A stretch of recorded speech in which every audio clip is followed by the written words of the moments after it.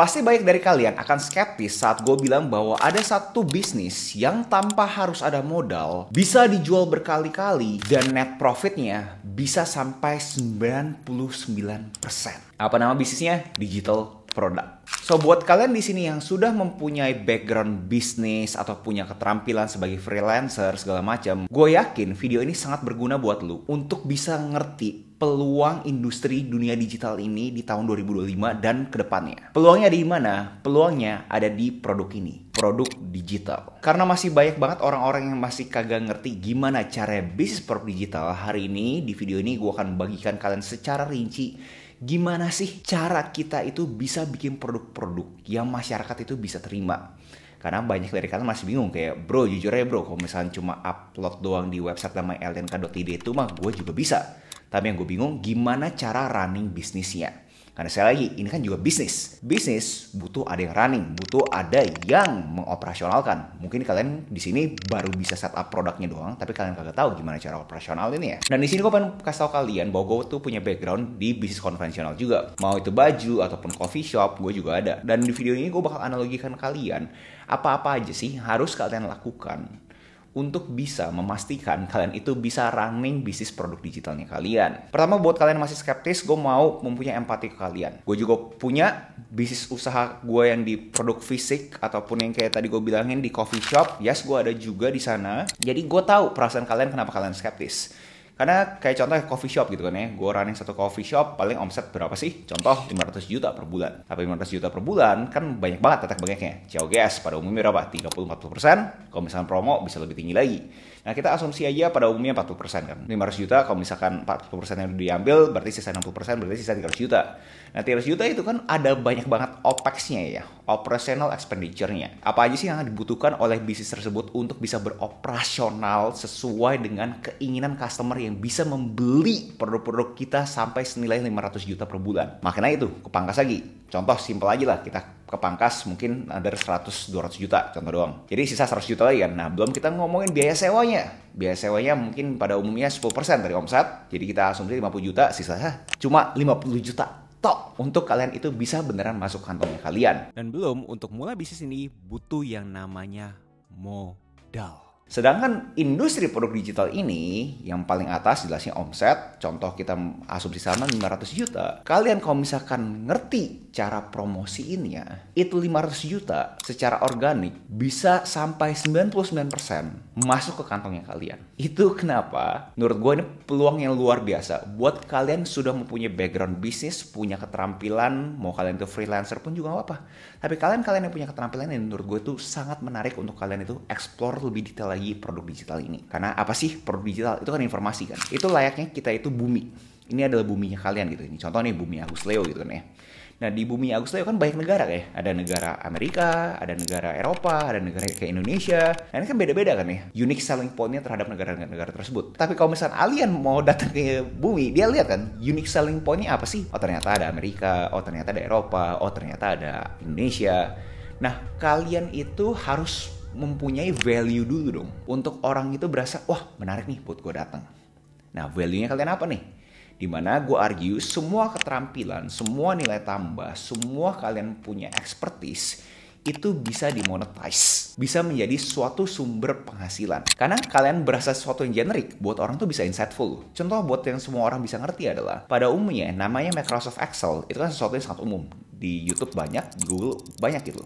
Tapi banyak banget yang jadi Excel coach di dunia maya ini. Dan akhirnya karena orang mau masuk ke planet-planet Excel nih orang-orang ini, dia berasa, oke, nah gue kesini aja deh, kayak menarik deh. Karena dia tuh negaranya itu seru gitu kan. Makanya dia masuk ke planet Excel tersebut. Jadi pertama banget yang kalian harus pikirin adalah kalian itu punya keterampilan apa. Kalian itu bisa menyelesaikan masalah apa. Layaknya kalian itu bikin bisnis pada umumnya.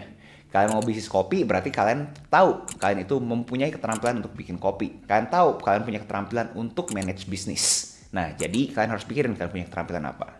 Nah begitu kalian sudah tahu kalian punya keterampilan, kalian punya nilai tambah, kalian tuh planetnya tuh seperti apa. Lanjutnya adalah kalian itu harus membuat suatu inventaris. Produknya tuh kagak bisa satu guys. kita harus bisa breakdown kita punya produk tuh banyak. Mulai dari satu nggak apa-apa, tapi kalian harus punya at least 3 variasi ini di dalam konteks bisnis produk digital, menurut gue. Dan kalian jangan takut kayak seakan-akan kok ini tuh sesuatu yang asing banget. Tenang aja guys, gue bakal analogikan 3 tipe produk ini ke dalam bisnis konvensional pada umumnya. Contoh pertama adalah yang namanya raw products. Kalian di sini kalau misalnya pernah punya coffee shop juga, mungkin kalian juga bisa relate sama kayak gue. Dimana kalau misalkan orang-orang pada umumnya udah pengen nyari, udah beansnya aja bro, nggak butuh lu punya jasa untuk bikin kopinya, gue nggak butuh jasa lu untuk servis kopinya, gue cuma butuh beansnya, biji kopinya. Pasti kalian pernah kan beli produk-produk seperti itu kan, kayak udah raw-nya aja gitu loh. Kayak kalian ke supermarket contohnya. Ataupun kalau misalnya kopi terasa asing, contoh bakso lah, atau frozen food lainnya.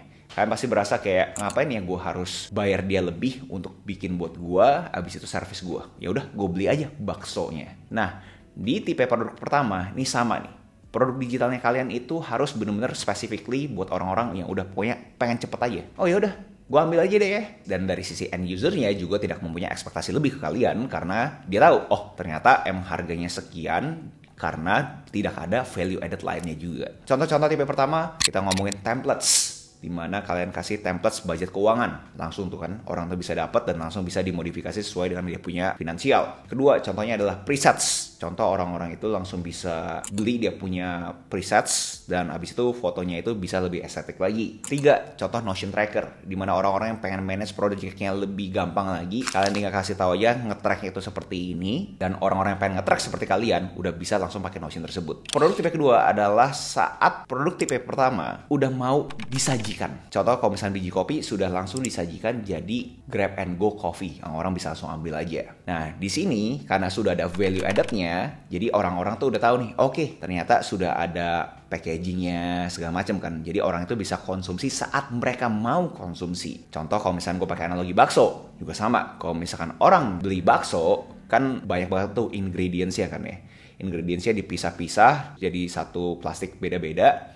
Dan saat mereka mau konsumsi, ya mereka baru masukin satu-satu. Sama kayak tipe pertama, mereka tetap harus ada kerjaan sendiri. Nah itu adalah tipe kedua. Dan contoh-contoh tipe kedua seperti apa sih? Oh kita ngomongin kelas-kelas yang sifatnya itu asinkronus, pre-recorded. Dimana orang itu bakal konsumsi saat mereka ingin konsumsi. Dan kalau misalnya mereka mau nanya-nanya, masih bisa nanya-nanya. Karena kan mereka nanya dulu, kira-kira kopi yang bagus buat gue kayak gimana ya? Layaknya kalau misalnya orang ke coffee shop aja. Dan sama hal juga kalau misalnya orang ke warung pada umumnya lah.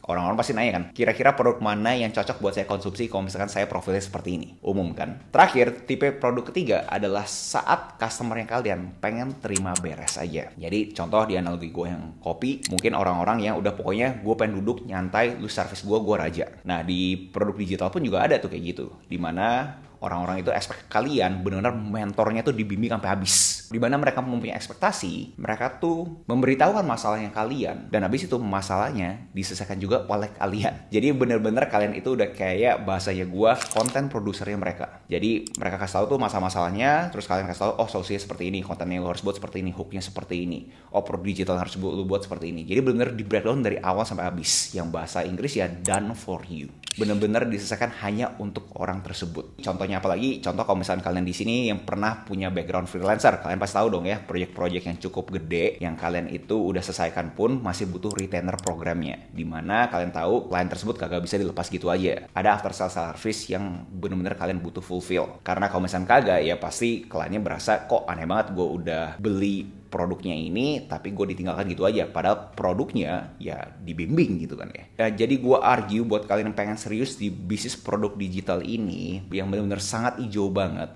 Gue pernah share, gue pernah dapat penghasilan berapa aja dan kalian bisa cek sendiri di beberapa podcastnya Linkit, lnk.id, website yang benar-benar gampang banget buat kalian itu bisa bikin produk digital dan bisa langsung jualan aja. Kalian lihat banyak banget kan ya studi-studi kasus yang sukses-sukses yang bisa jualan produk digital. Menurut gue luar biasa banget. Dan buat kalian pengen serius, menurut gue ya kalian butuh variasi 3 produk ini. Kenapa? Karena layaknya kalian itu buka bisnis konvensional. Orang itu butuh variasi. Problem semua orang kan beda-beda, ya kan? Masalahnya gue sama masalah lu pada mungkin beda gitu loh.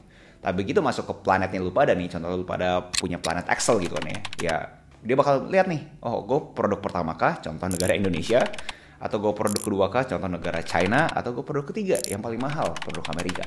Nah jadi hal-hal seperti itu yang harus kalian coba pikirin, kayak mana yang menurut kalian itu yang kalian harus kerjakan dahulu. Contoh kalau misalnya kalian mau langsung ke produk nomor 3 pun nggak apa-apa, tapi kalian pastiin kalian tuh punya value yang luar biasa banget buat orang itu berasa bahwa kalian tuh benar-benar dibimbing. Karena gue argue pada umumnya 3 tipe produk ini yang benar-benar done for you itu biasanya paling mahal.